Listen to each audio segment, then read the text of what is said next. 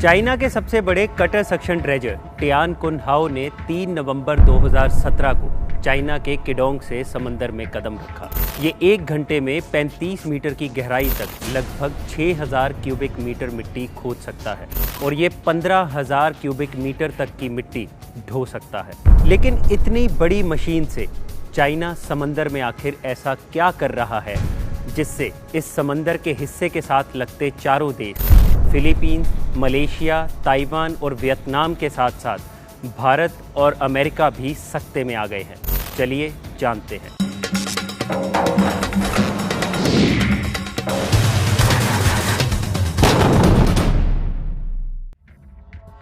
South China सी में China जहाज़ों के जरिए लाखों टन मिट्टी फेंक रहा था। पहले ये खबर बाकी देशों के लिए ज़्यादा मायने नहीं रखती थी, लेकिन जैसे जैसे इस मिट्टी ने टापू की शक्ल लेनी शुरू की तो दुनिया के बाकी देश भी सख्ते में आ गए। चाइना मैन मेड आइलैंड खड़े कर चुका था। ये किसी भी देश की कल्पना से परे था। इन आइलैंड की संख्या 1 नहीं, 2 नहीं, पूरे 7 है और चाइना ऐसे और भी कई मैन मेड आइलैंड बना रहा है। लेकिन चाइना ये आइलैंड बना क्यों रहा है? आखिर चाइना को इतनी मेहनत करके हासिल क्या होने वाला है और क्यों ये आइलैंड भारत और अमेरिका के साथ साथ बाकी देशों के लिए भी खतरा बनते जा रहे हैं? तो चलिए जानते हैं चाइना की वो कैबेज स्ट्रेटजी जिसके जरिए चाइना पूरे साउथ चाइना सी को हथियाना चाहता है। ये है फेरी क्रॉस आइलैंड, जिसकी लंबाई है लगभग 1 मील और ये चाइना का मिलिट्री बेस है जहाँ पर रनवे, रडार सिस्टम और मिसाइल डिफेंस सिस्टम्स लगे हुए हैं और इसके साथ ही चाइना के लगभग 200 सोल्जर्स भी यहाँ पर तैनात हैं। लेकिन इस आइलैंड के बारे में सबसे अजीब बात ये है कि आज से लगभग 2 साल पहले तक ये आइलैंड एग्जिस्ट ही नहीं करता था और इसी तरह और 6 आइलैंड्स हैं जो पहले कभी समंदर में थे ही नहीं। इन आइलैंड्स के जरिए चाइना समंदर के एक अहम हिस्से पर कब्जा करना चाहता है। इस हिस्से का नाम है साउथ चाइना सी। समंदर का ये हिस्सा नेचुरल रिसोर्सेज के मामले में भी काफ़ी रिच है। एक अनुमान के मुताबिक यहाँ 11 बिलियन बैरल तेल है तो वहीं 190 trillion cubic feet natural gas के रिसोर्सेज है और दुनिया का 10% मछली भंडार भी समंदर के इसी हिस्से में है। लेकिन सबसे बड़ी चिंता का जो विषय है वो ये है कि दुनिया का 30% व्यापार साउथ चाइना सी से होकर ही गुजरता है।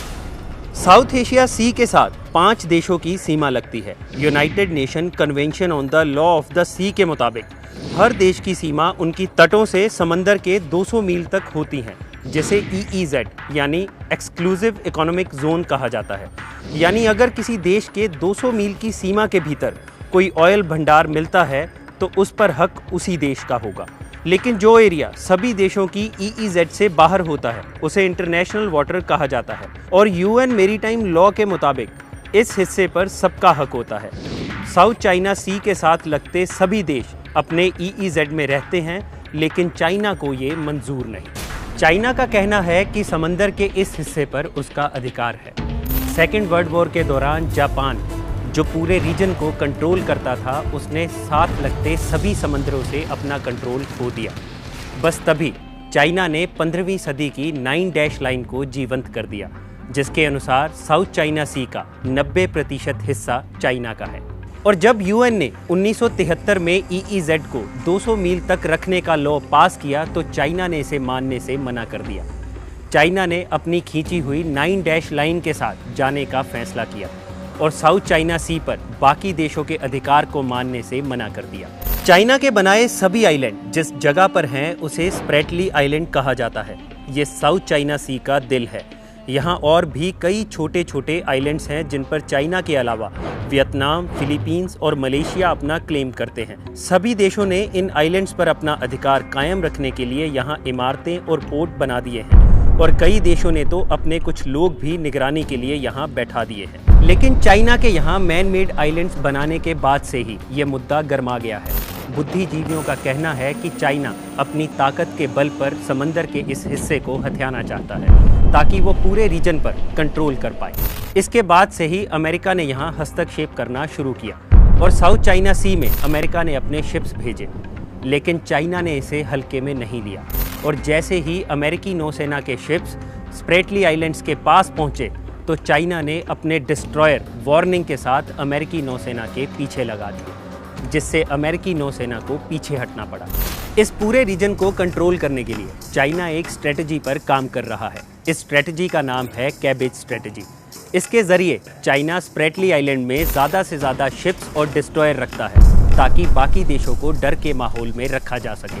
स्प्रेटली आइलैंड्स में बने मैन मेड आइलैंड्स पर चाइना ने अपने नेवल बेसेस बनाने भी शुरू कर दिए हैं ताकि वहां पर और शिप्स डिप्लॉय किए जा सके, क्योंकि चाइना का मानना है कि जितने ज़्यादा शिप्स और सेना होगी उतनी जल्दी वो इस रीजन पर कंट्रोल कर पाएगा। यही नहीं, चाइना ने इस रीजन के एयर स्पेस को भी अपना घोषित कर दिया है। यानी अगर साउथ चाइना सी के ऊपर से किसी को उड़ान भरनी है तो उसके लिए उसे चाइना से परमिशन लेनी होगी। लेकिन भारत के लिए खतरा और भी ज़्यादा है, क्योंकि भारत का ज़्यादातर समुद्री व्यापार साउथ चाइना सी से होकर ही गुजरता है। इसीलिए भारत ने आसियान समिट में भी इस मुद्दे को उठाने की कोशिश की है, जहां पर आसियान मेंबर देशों में साउथ चाइना सी के साथ लगते देश भी मेंबर हैं।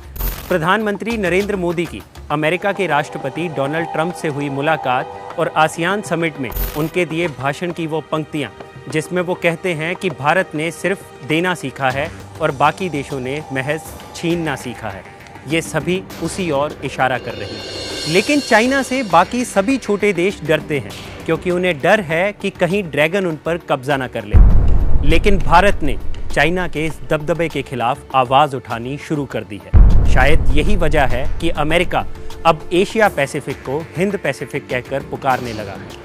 लेकिन अब धीरे धीरे अमेरिका भी इस मुद्दे से हाथ खींचता नजर आ रहा है। वो ना तो चाइना से सीधा टक्कर लेना चाहता है और ना ही वो ये चाहता है कि चाइना छोटे देशों को धमकाए। शायद इसीलिए अमेरिकी नौसेना के शिप्स अभी भी साउथ चाइना सी में पेट्रोलिंग कर रहे हैं और उनके लड़ाकू विमान अभी भी चाइना के उसी क्षेत्र में उड़ान भर रहे हैं जिसे चाइना ने अपना घोषित कर दिया है।